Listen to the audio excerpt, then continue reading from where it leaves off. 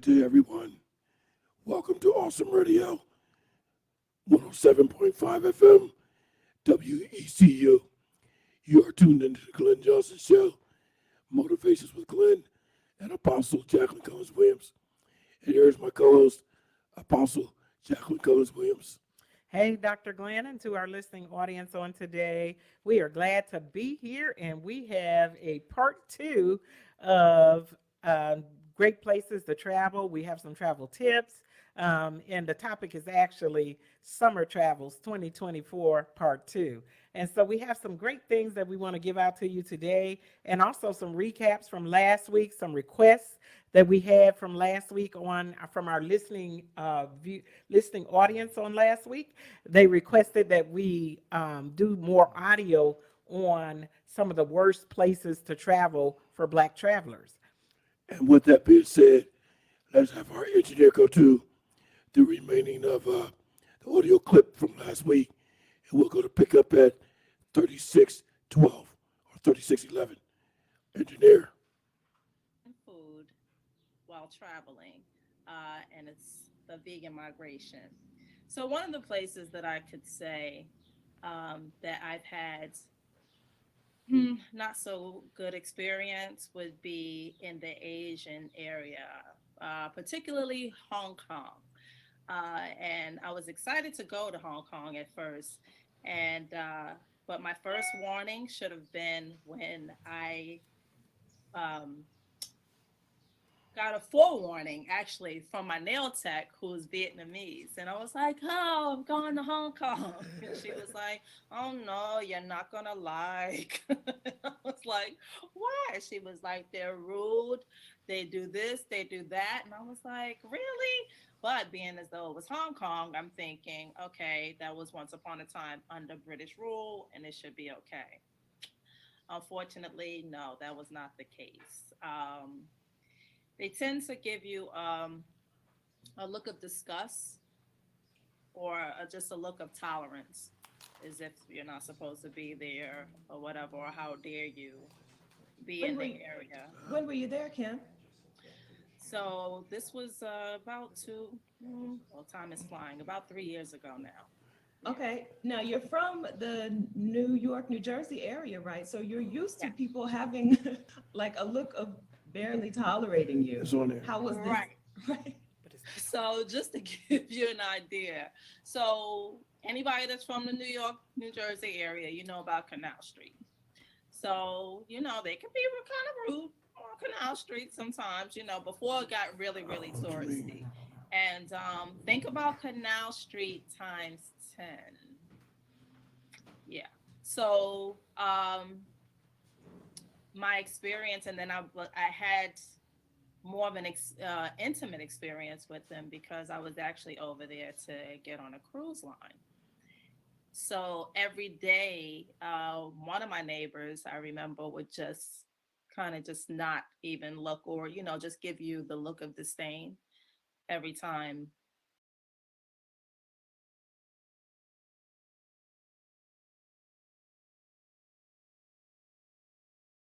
Um, they tend to have which somebody confirmed what I was feeling, because I was like, wait a minute, I like to check myself. I'm like, okay, wait a minute, is it just me?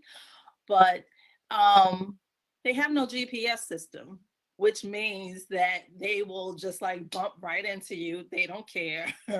On my way up to which was called the like, I guess the cafeteria area, like the Windjammer, they would bump into you, and one had the nerve to like hit me as if I was supposed to serve them, and took the spoon out of my hand, and not took the spoon out of my hand, actually gave me the spoon and was like hitting me and telling me, and I was like, okay. Like, what's going on? Now the I know incident. that I'm sorry, I know that they're not into personal space. Like there's no such thing as personal Show a few clips from the worst places to visit, and they were talking about Asia on this particular clip. about the stairs, and particularly they were talking about being on a cruise and catching a cruise from an Asian country. And going into another country, it can definitely be different. It's a different culture, and they talked about actually being stared at in different things that were happening to them, and also being treated like they were servants and different things, like they were supposed to be serving instead of being passengers on the cruise. These are some of the things that you may have to deal with if you are traveling abroad. Not every country is as friendly to Black people as, I mean, it's not just as open and free as it is in the US and in different places. So you have to be mindful of the particular places that you're going. You have to be mindful of where and the customs, and also how you might be treated, and also how you behave in those countries. I also today brought a few laws, or different strange laws that are from other countries. And that's one of the things that you have to do before you travel, is to research the country's laws and see if you know what the laws are. There are certain things that could be normal to you, but in those countries it might be against the law. So you have to research where you're going so you can know and not end up in trouble. We mentioned on last week's broadcast about a particular lady who was in one of the Arab countries, and she began to raise her voice, and she ended up in jail and detained in that particular country because women are not allowed to yell or raise their voice in those countries. And so you need to research the laws of where you're going. You need to know what's happening. One particular country, and I have it written down here, that it's against the law for the car that you're driving in to be dirty. And as she talked about there, on the particular audio that we just listened to, she talked about there being no GPS. And I think she was talking about personal body space, but that is another concern. If you're going into another country and you don't know, you're not familiar with the roads, or you're not familiar with, the driving system, even what about, the driver's license?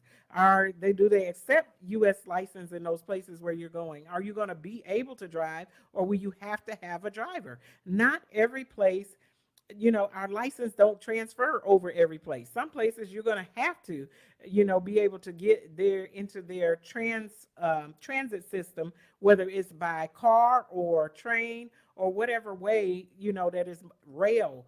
A lot of places have railways where you have to, your mode of getting from place to place will be through the railway system. So you're going to have to know those things and research those things prior to going into those countries. It is very good for you to do your research, know all about where you're going, versus just showing up and being lost. And so also we talked about, knowing the system, the navigation system. If you're able to put things, here we can just put it in there on our little our little phones, our little smartphones, and it'll tell us, put the address in, and it'll find and get us directions and tell us where to go. You don't know if those systems work like that in other countries. So you have to be aware about where you're going and how you're going to get around. Also today, we want to invite you to come on today and call in. Our studio line is 252-756-2008. Again, our studio line is 252-756-2008. We're inviting you to call in and be a part of our show. If there's something you want to tell us about traveling internationally, or just traveling and you want to add something in valuable on our show today, call in and we'll put you right on the radio. But be mindful that you are going to be on the radio, so we ask that you watch your language. And so come on and call on in and participate with us on today. We'd like to hear from you on today. This is Awesome Radio. We're getting ready to go out for our first break. And it's 107.5 and 1570 on your, that's 107.5 FM and 1570 AM on your dial. Come on and get on and listen to us. Come on, we're going to come right back. We're coming right back from this break.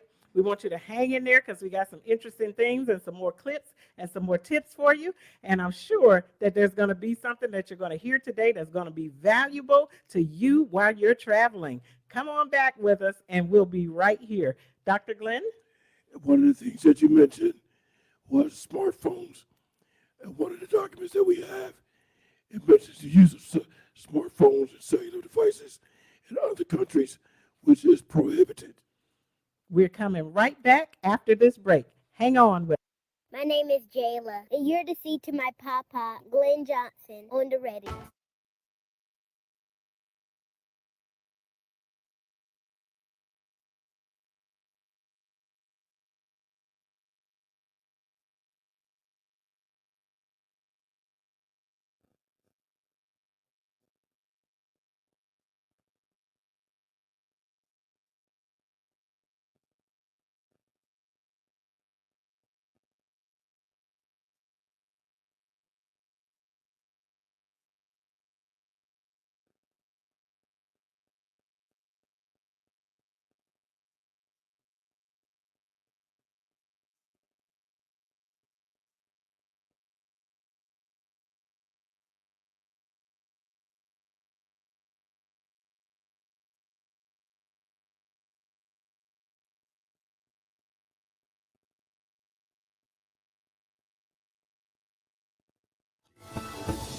You're listening to Awesome Radio, WECU 107.5 FM, 1570 AM. Christian media with the spirit of excellence. Welcome back, ladies and gentlemen, to the Glenn Johnson Show. Motivations with Glenn and Apostle Jacqueline Cullins. Jackie. Yes, I'm going to give you just a few strange laws here in other places that you might not know. And they just may be different. Every place they make laws, they make their laws according to what they feel like their needs and what is happening at that time and in that season. But some of these laws may seem strange to us, but they are apparently needed in those particular places. Well, one of them is a mask ban in Denmark. In Denmark, it is a criminal code in 2000 to ensure that any person walking in public place is recognizable. So you cannot wear a mask over there. I'm kind of wondering about that, Dr. Glenn, when COVID happened, if they were not allowed to wear masks in that country or not. I think this is more or less about being able to recognize you for criminal purposes so that you're not able to get away with a crime and they can't see you. So now you come out with the mask on, they know that you're ready to rob or do something or or do a crime because you're wearing that mask. And so that's one of the different laws there, is that you cannot wear a mask in that country. There's also one here, and let me see if I can find it here, anti-chewing gum in Singapore. So if you go to Singapore, you're not going to be allowed to buy gum in that country. If you're trying to buy gum, they don't allow the import of gum in that country. And the reason that the law is there is because they want to keep their cities in cleanliness, is what they say. So they don't want you know how people are chewing gum and spitting it out on the ground. So they don't want their country or to have to, worry about cleaning up the gum that's been discarded in public places. And, sometimes you go places, which is I can understand, and you see the gum all over the sidewalk and stuff. So they're trying to make sure that it doesn't happen. So it's illegal in that country to have gum. If you can bring it with you, but you're not going to be able to buy it in a store there. Dr. Glenn? Believe it or not, right here in Washington, D.C., it is illegal to have any open container of beverage, food, or what have you in the subway. The subway in Washington, D.C. is immaculate. Wow, Dr. Glenn. And those laws are there to keep people from littering and to keep the subway clean. I'm sure that's why they have it there. Oh, yeah. I was in D.C. for a march one time. I had an open container of soda, and the police officer almost arrested me. He said, "Sir, what do you think you're doing?" My honor, what do you mean? He said, "You cannot have an open beverage down here in the subway." He took it. I never saw it again. And I can respect that. Imagine in DC, all the people that visit there and are coming there, just in the summer times, going there and visiting and seeing the amount of people that are in the city and around. If everybody's littering, the city is going to be a mess. And that's one thing I can say is that I've seen that it's been very clean there. I've not seen paper flying all over and, soda cans and those type of things in these particular exhibits and things that people are going to visit in DC. I can respect that law. It also says that here in Canada, Oshawa, Canada, that it's illegal to climb trees. Yeah. So they're trying to keep their trees in good condition there in Canada. So it says this law was adopted in 2008. It prohibits any interference with trees located on a municipal property. So they're talking about like their courthouse and different places there that you won't be able to climb a tree. They don't want you to touch the trees. They're trying to keep their city and their place and their governmental buildings looking very good. And I can respect that. I can respect it, Dr. Glenn. Yeah, and the thing I would like to add to that is, it is up to each individual to know the laws of the territory that you're going to visit. That's It's right. It's up to you to know the law. That's right. Don't be ignorant of it. Go there and find out. You don't want to go there and be leaning on a tree in that place and find out that you end up being arrested. It says here that it's illegal to feed pigeons in Venice. So, some places you freely, even in the U.S., you can freely feed pigeons. You go out to the lake, you see some ducks, you see those particular type of birds, and you begin to feed them. But it's illegal to do so in Venice. And they say that the reason for the banning of the feeding of pigeons are mainly related to hygiene concerns. Yeah, and in another country, there's an overwhelming population of cats, and being so, that doesn't give you the right to just go pick up a stray cat. Did you know that? Wow, which country is that? I think that might be Portugal or some places in Rio de Janeiro, stuff like that. Overwhelming amount of cats, but you just can't go pick up a cat freely. Wow. So that's why we're saying, and especially those of you that are cat lovers, you need to know some of the different laws that are in those different places. They also, and I did mention this, that in one of the Arab countries, and it's in Dubai, that if you, your car wash obligations, that you could be fined if your car is dirty. It says, and cars cannot be washed in public places. So your car, it said the authorities might impound the dirty car and apply a fine onto that car. Imagine you going into you just went into the supermarket, the bank, or someplace to eat, and you came back and your car was gone because it was dirty. That's a thought, Dr. Glenn. You could just be gone. Your car could be impounded, and not only impounded, but now you have to pay a fee because your car is not clean. That Yeah. says something. They don't want dirty cars in Dubai.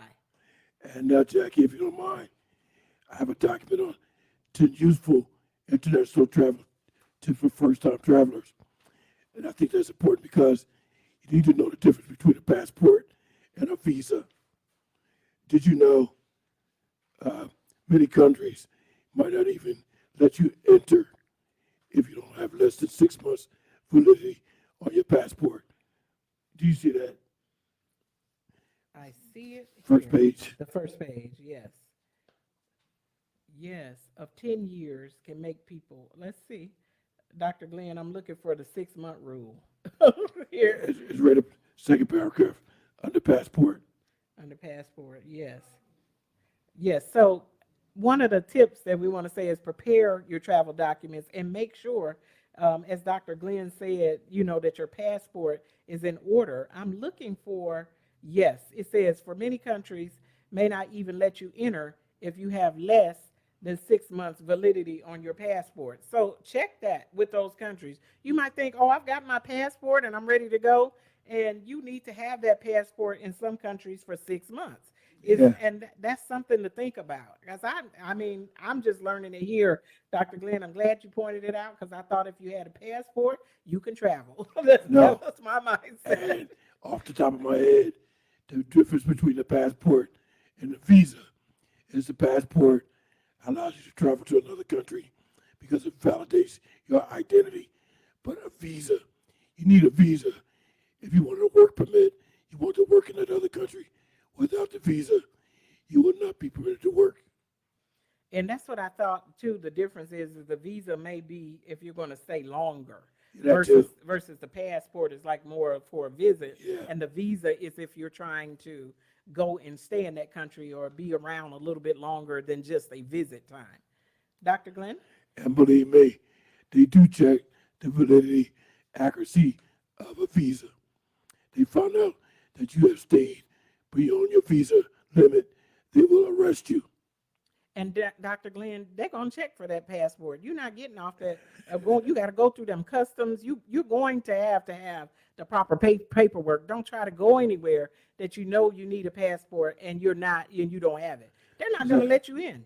That's like prior to 9/11, you did not need a visa to leave the United States and go to Canada. But because of 9/11, now you need a passport to enter Canada from the United States. Yes, they have changed the rules and changed the laws in a lot of countries. It used to be that some you could go quickly and easily, but now you're going to have documentation. So check those things before you book your trip and know exactly what you're doing before you go there. We're going to be right back from this break. This is Awesome Radio.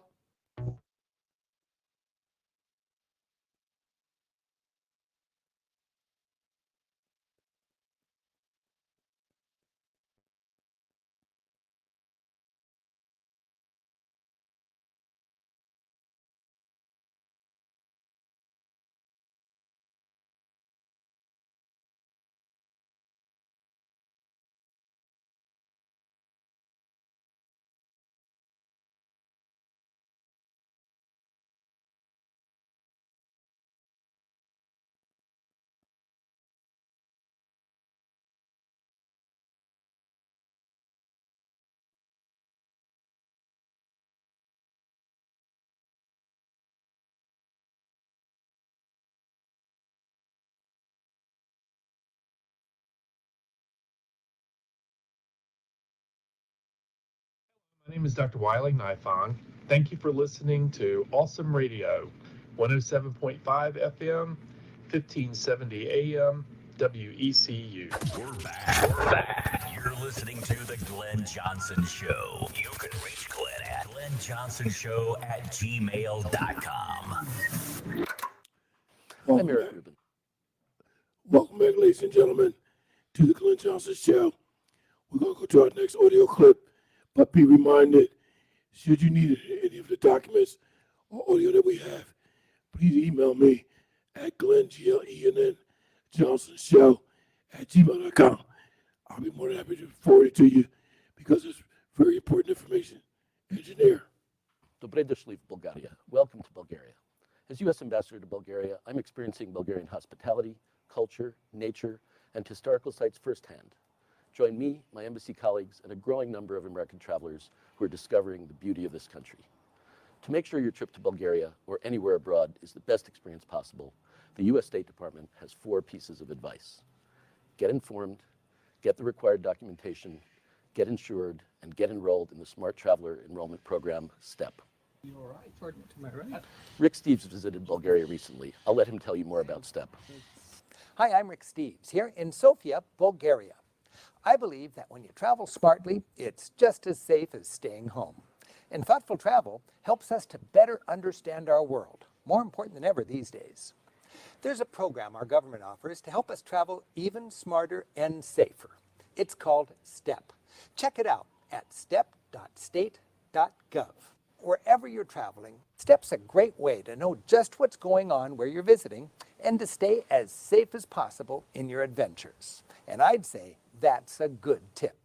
Happy travels from Bulgaria. There's so much to see and do in Bulgaria. Come experience the wonders of this beautiful country for yourself. And as you think about packing your bags, remember. Okay, Jackie, want to expand on that? Yes, on the Bulgaria. Not the Bulgaria. No. Not the Bulgaria itself, but the STEP that's offered by the State Department, United States. Yes, that's a particular website I believe that you could go to, and they will give you some information about traveling to Bulgaria and being in those, being in those countries. One of the things that I wanted to say to you, and I forgot to say this at the top of the hour when we started talking on this subject, is to make sure that you, and I said this last week, and I'm giving this tip again this week, is make sure you cover yourself in prayer. Pray over your journey, what you expect to do, and just ask the Lord to be with you. And I'm often bringing the biblical standpoint here on these particular broadcasts, and even here with travel. Even in the Bible, Moses and the children of Israel, they had a cloud by day and fire by night. They had the presence of the Lord with them. And so I'm reminding you to take the Lord. The church used to sing a song that said, take the Lord along with you everywhere you go. You're going to need him. You're going to need him everywhere you go. So take the Lord with you. Don't go and plan anything and exclude, God from your plans. Let him be the one to establish it. Pray about it, and he will direct you, and he'll establish your comings and your goings. Dr. Glenn? Yeah, and one other thing I would mention is that when traveling, if in doubt or you feel an emergency, now I want you to check this out for yourself. Contact your U.S. Embassy if you feel that you're in trouble or need some assistance. There used to be a thing that was called diplomatic immunity. So if you were in another country and you was to go to the U.S. Embassy, there, in fact, you would be on United States soil. But that have changed also. So I want you to get more information on that, because you might not be on U.S. soil. You might still be on that other country's soil. So keep confirmation on that. Jackie? Yes. Also, do your research. We talked about researching the country that you're going to. Can you drink the tap water? You need to know that. You need to know, even on some of the cruises and different things, the tap water may not taste good.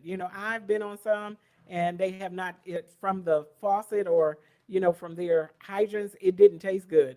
Some places you're going to have to bring your own water. And in some countries, the water may not be safe to drink unless it's been boiled. Yeah. So, find out about those things. Where you're going to be able to buy your water, and because you're going to have some. You're going to have to drink water at some time. So you're going to have to make sure that you look out for those particular things. What about the local currency? What is the money there? How do you exchange your money? Because different places you're going to have to do a currency exchange.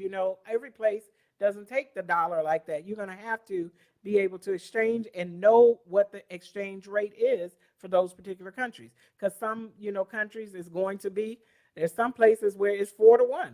I'm sure that's a pretty good exchange rate depending on their prices, but you're going to have to know what their money is and how to exchange it. So find out those things before you go. What is the dominant religion in those places? You don't want to go to a country and purposely to offend them. And we talked about this on last week, that sometimes you may have to dress or even model the particular clothing that everyone is wearing over there. If women are not allowed to have their hair out, and it's some type of offense to their religion or something to have your hair out, then you may have to go ahead and cover your hair up. Dr. Glenn? And we as Christians, if we visit another country, particularly if it's an Islamic country, they pray several times a day. It's what they call making salat. And so you have to honor and respect their prayer.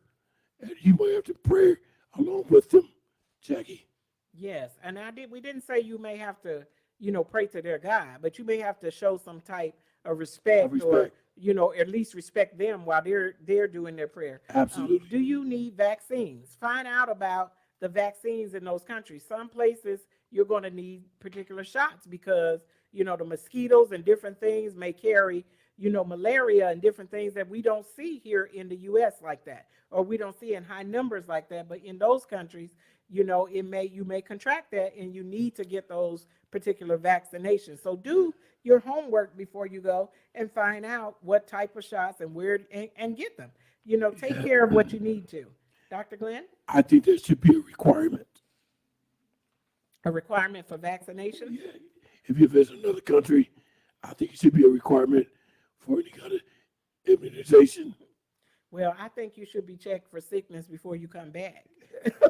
That's just what I'm saying. I'll get Don't checked. bring back something that we don't want. I would check going in and coming. Going and coming. That's right. Don't take anything. Don't bring anything back. That's a good thing. Coming and going, Dr. Glenn. That's a good thing. I like That's that. right. I like that. Better safe than sorry. How catered to tourism is your destination? I mean, is it a popular tourist attraction, or are you going somewhere where there hardly any tourism, or you're going somewhere all remotely? Also, make sure somebody knows where you are. You need to continue to call people back home, update them. Don't go into a different country and then now you're missing and no one knows or has track of what has happened to you. Be aware of your surroundings. One of the particular voice tracks there talked about in the other country, in one of the countries, how the person was being followed around after they left out of their hotel. And they were being, and the person, they spoke to the person about, following them. And they said to them, well, I'm from this country and I have a right to do so. You have to watch those type of things. Be aware of your surroundings. Be aware if you're being followed. You need to let somebody know, that something is going on. I mean, we can go live. Most places there's Wi-Fi. You can put that phone right in their face and say, look, this is what's happening. Make sure that someone knows what's going on with you. Dr. Glenn? Yeah, and I would say educate yourself as much as possible because education is essential to everyday living. Off the top of my head, let me just tell you what my thought on education is. Education is what remains after you have left school because you can always educate yourself. You will always be a scholar. A scholar is a person that continues to learn.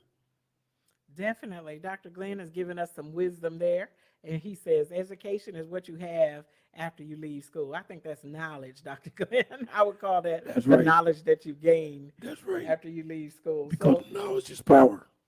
Definitely. We're getting ready to go out on another break. We want you to come right back. We have some more tips that we're going to give you for traveling so that you'll be able to travel safe, and some of these things that you can pick up as reminders for those of you that are still traveling at the part of the school is getting ready to start. We're getting ready to start and everybody's going back, but there's some that are still traveling in these last few weeks and these last few hours. So we want to give you some tips, and those of you that may be going even during the winter breaks, we want to give you those travel tips. So come on and keep it right here. Come on back to us. This is the Glenn Johnson Show, and this is Jacqueline Cullins Williams.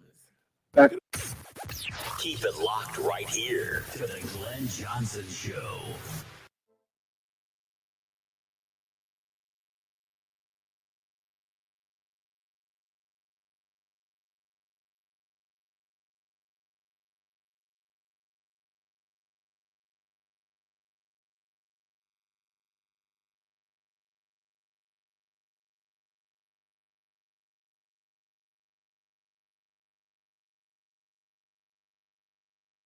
Growing your faith with Psalm 23:4. Hello, my name is Daniel out of Greenville. Thank you for listening to Awesome Radio 107.5 FM, 1570 AM, WECU. populations were wiped out of Argentina. Just for listening. Welcome back, ladies and gentlemen, to the Glenn Johnson Show. Motivation with Glenn. I'm going to ask our engineer if we would go to our next audio clip, and then we'll expand on that. Argentina, located in the heart of South America, is famous for its tango, football, and rich cultural heritage. However, beyond the popular stories of the country, there is a significant yet often neglected tale, the story of Afro-Argentines. Have you ever wondered why there are no black players in the Argentine football national team? Have you been curious about why there are no Afro-Argentine politicians on TV? They once constituted a significant portion of the nation's population, but their numbers and stories have dwindled. What led to this decline, and how do their contributions resonate in contemporary Argentina? Join us as we explore the Afro-Argentine community throughout history, uncovering their challenges, accomplishments, and lasting impact on the nation. Afro-Argentines are individuals of African descent who were brought to Argentina as slaves during the 18th century. They were an essential part of the Argentinian population, and their contributions to the country's social, cultural, and economic development cannot be overstated. Hello, and welcome to today's video. In this video, we'll look at a fascinating and alarming topic: how Argentina, formerly home to a huge and diverse population of African heritage, managed to wipe it from its history and identity. How did this occur? What were the origins and outcomes of this process? So, what does that mean for Argentina today? Let us find out. Argentina is commonly regarded as a predominantly white and European country, with strong cultural and historical ties to Spain, Italy, and France. However, this description is not totally correct. Indeed, Argentina was one of the first areas in the Americas where Spanish colonizers transported enslaved Africans as early as the 16th century. By the late 18th century, black people accounted for almost 1/3 of the population of Buenos Aires, the capital city, and had a substantial presence in other regions as well. They contributed to the country's economic, social, and cultural development, while fighting valiantly in the independence battles against Spain. So, what happened to them? Why are they almost invisible in Argentina's national narrative and collective memory? There is no straightforward solution to this question, but rather a series of factors that contributed to their gradual demise and marginalization. Okay, ladies and gentlemen, I just want to play that for our listening audience information, but I want to make one comment about it. Somebody was explaining Buenos Aires. I always wanted to go to Spain, in particular Buenos Aires. But now after hearing that, I'm not too quite sure if I want to go to Buenos Aires. Because how could you wipe out an entire black population? So I want to bring that to our listening audience attention for further information. As I indicated, please don't hesitate to email me, GlennJohnsonShow@gmail.com. Jackie. Yes, Dr. Glenn. I would wonder myself about how do you wipe out a whole population. You know, as we were doing these particular, looking at these particular places, and one of the documents that I did get, and I didn't bring it on the show today, but it talked about, you know, favorable places for black people, and it had 10 of them. But one of them was Australia. And just like you're talking about that place wiping out, you know, the black people, it's how did they say that Australia is favorable for black travelers, and there's so many problems and things that we've heard that have been done to the Aborigines over there. Yeah, the Aborigines, so I guess we'll be okay, or black travelers will be okay, but the Aborigines aren't those black people? I mean, yeah. I'm just saying, aren't they tribe or native black people? But they want, you know, to attract the money from other places. And the majority of them did originate in Australia. So how could that be possible? Yeah. So when you hear some or look at some of these lists that say that they're favorable for black people, it doesn't necessarily mean that it's true. Each person may have a different experience. And I meant to say that at the beginning of the broadcast. You may have a great experience in one place, whereas somebody else may not have such a good experience.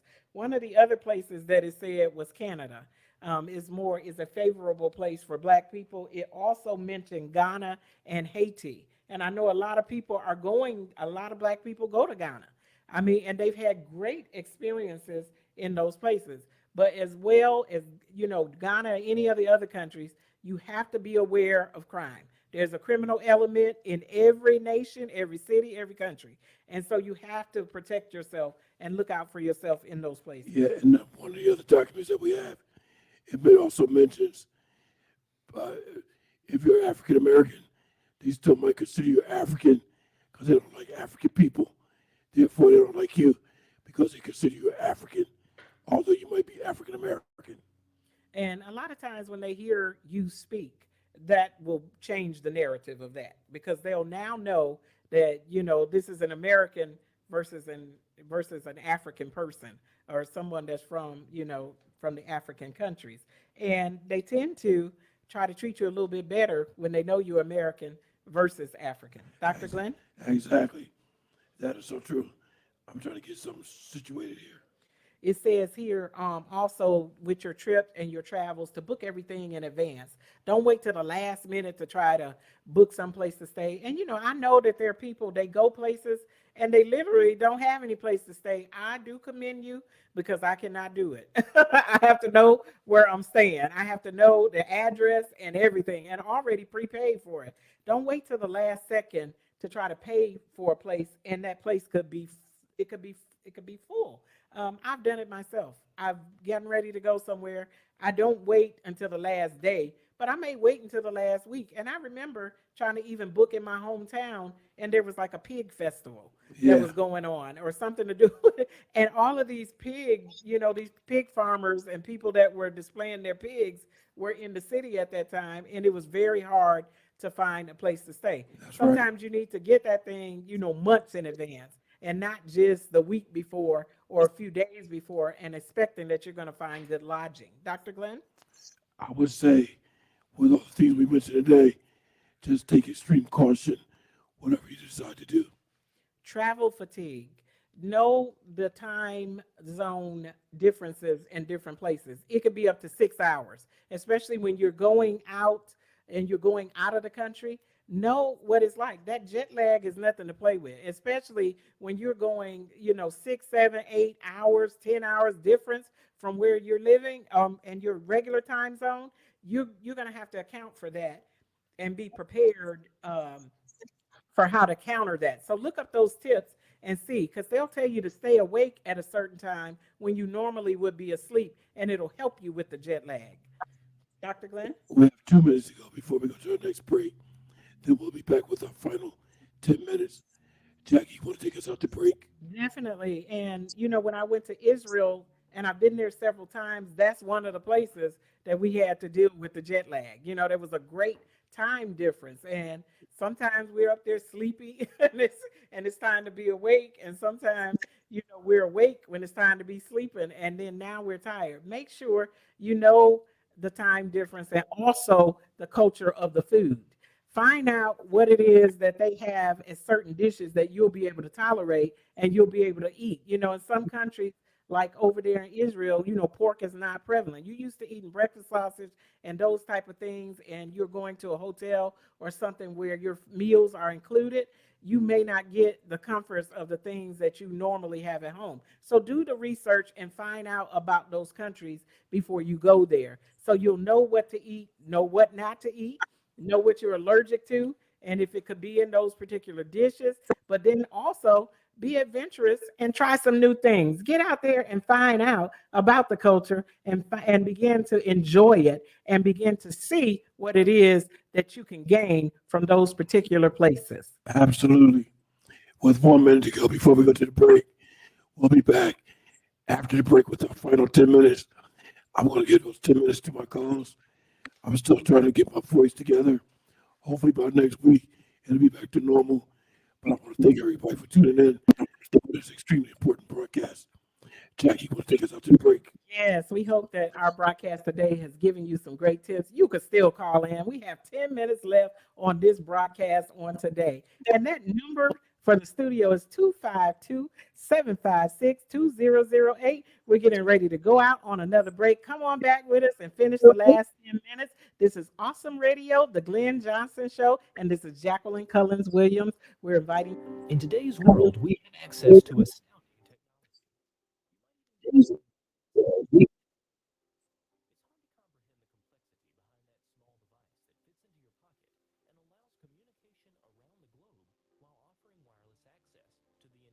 World Wide Web. It was planned and developed by scores of intelligent scientists, the culmination of decades of research and knowledge, yet it pales in complexity to the human body. Just as plain as the fact that the smartphone you carry was carefully designed and fashioned, it is also plain that when we look in the mirror, we see a body that was expertly fashioned and fearfully and wonderfully made by the creator of heaven and earth. I'm David Reeves. Truly, the heavens declare the glory of God. For more information, visit David Reeves Ministries at davidreeves.com. DavidRives.com. My name is Jayla, and you're to see to my papa, Gleen Johnson, on the radio. Welcome back, ladies and gentlemen, to the Glenn Johnson Show. Motivations with Glenn and Apostle Jacqueline Cullins Williams. I'm going to give this 10 minutes to my co-host so I can retain my voice. Here's Apostle Jacqueline Cullins Williams. Yes, Dr. Glenn.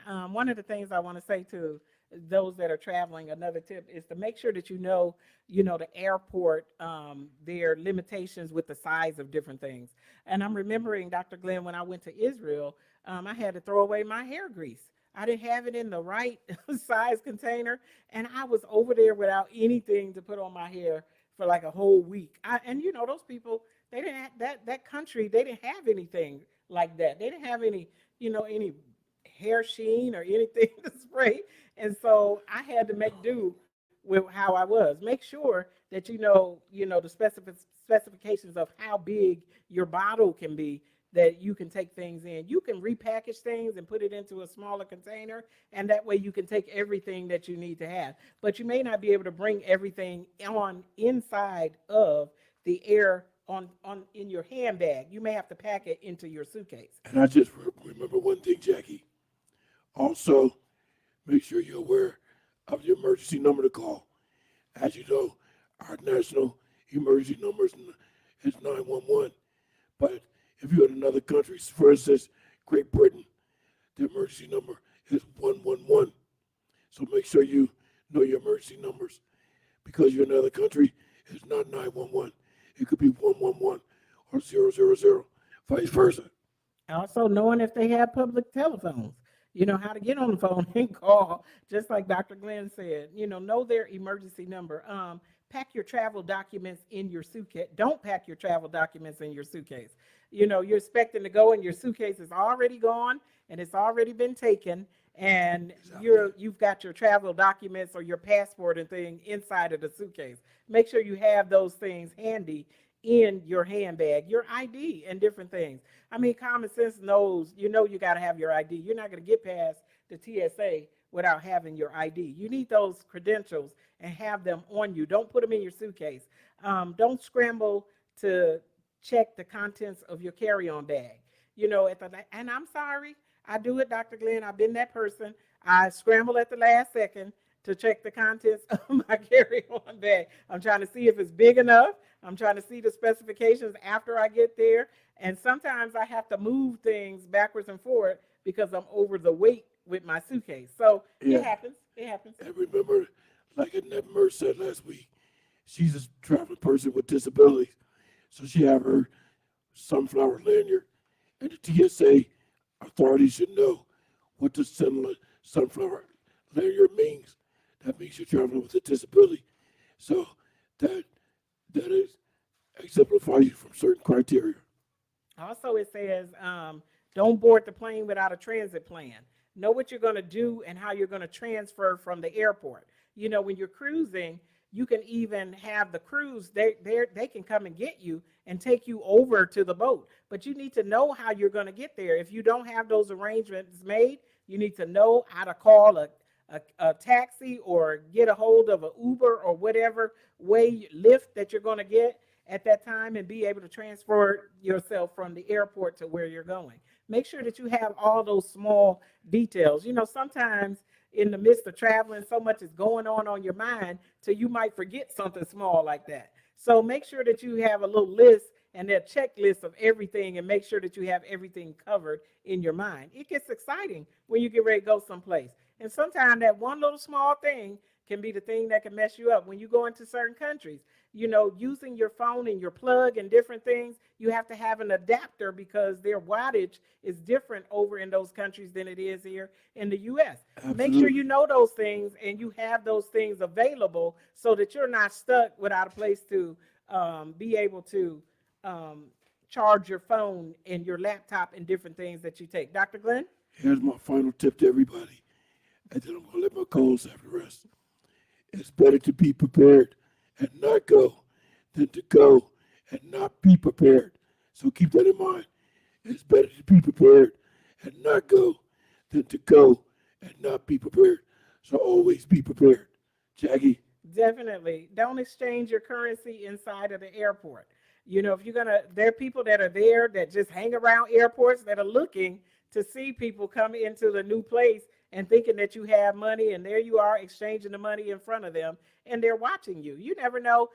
Sometimes you may look around and think nobody's watching you. They're watching you from afar off, even outside, looking through the window and seeing what you have. So don't exchange your currency in the airport. That is one of the things that you want to do. And don't arrive in the nick of time. Some Absolutely. places, you got to be there early, because just arriving in the nick of time, especially when you're going on a cruise in different places like that, they will put that thing up and that cruise will leave without you. I have seen people, Dr. Glenn, left in other countries because they didn't make it back to the dock on time and they were left. I remember being at the table at dinner one time, and then there's an empty seat there, and we're like, well, what happened to him? He got left behind in the other country. And, for this particular person, was blessed that there was another cruise coming in right behind us. So they were able to get on that other cruise and ride and catch up with us at the next port. But sometimes it doesn't happen like that. You could be stranded in another country. You don't want that to happen. Get there before time and not just at the nick of time, because Absolutely. everybody's time is different. Dr. Glenn? I think that's so correct. So get there on time. And as I said, be prepared always. Be prepared. Go out there and have fun. And to those of you that are traveling in these last few weeks before the kids go back to school, and maybe you have the freedom to travel at any time, be safe out there. Follow these safety tips and just have a good time. We want everybody to be safe out there. Also, one of the things is, and this is the last tip that I'm going to give you possibly on today, and it says, don't have a cocktail before the takeoff. So they're talking about the air pressure. When you had something to drink, it can affect you differently. The air pressure, it can be, your oxygen could be a little bit lower when you're drinking anyways. And they're talking about the oxygen level can be even lower when you're up in flight. And it could cause you some difficulties. So they advise you not to consume alcohol. Now, some people say they need that to relax their nerves so they can rest on the plane. But it's advised not to do that. Dr. Glenn? Yeah, because they have no idea how the altitude might affect their body. Altitude is extremely important. Pressurized planes contain less oxygen, it says. So that's what they're talking about, is your oxygen level. You could end up passing out or being sick or something from a lack of oxygen, or struggling, to breathe and get the air in like you need to. Dr. Glenn? I always had a question. This is not to put any fear in anybody, but if a plane crashed and the only thing they recover is a black box, I was thinking, why don't you make the plane out of the same stuff as the black box? Wow. You said if the plane crashed, say it again, Dr. Glenn. If a plane crashed, the only thing they recover is the black box. So why don't they make the plane out of the same stuff as the black box? Well, that is a good question, and I'm sure that black box stuff is very heavy, and it's heavier than the plane would be. The plane is already heavy. Yeah. I'm just going with an answer. I don't know, Dr. Glenn. But that is the correct answer. It would be extremely too heavy. You wouldn't be able to fly it. You would have to drive it. So that's why they can't make it out of the same material. Yes, prioritize your health and safety as you're getting out there and flying and you're enjoying the rest of this summer. We're on the tail end of it and we're getting ready to go back to school. But you have maybe just a little bit more time, or a few more weeks, or even one more weekend before school starts here. So we're wanting you to go out, and we're just advising you to have a good time. Look, we're coming down to the end of this show on today. We hope you enjoyed the tips that we gave you on today. We hope that you have learned something, or you were reminded of something that you have forgotten on this show on today. And so we want you to be safe out there. We want you to come back on next week and be on with us, because we'll have another great show lined up. This is the Glenn Johnson Show, and this is Jacqueline Cullins Williams. I'm going to hand it over to Dr. Glenn to end our show today. I want to thank everybody for tuning in. Thank you for joining us on this important topic. And as always, may the Lord take a liking to you. And we'll see you next week with another very important topic. Jackie. Yes, come on back next week. We're praying for you, and we have you in our prayers. We hope to see you back on next week. This is Awesome Radio, Dr. Glenn and Jacqueline Cullins Williams. This is Viewpoints.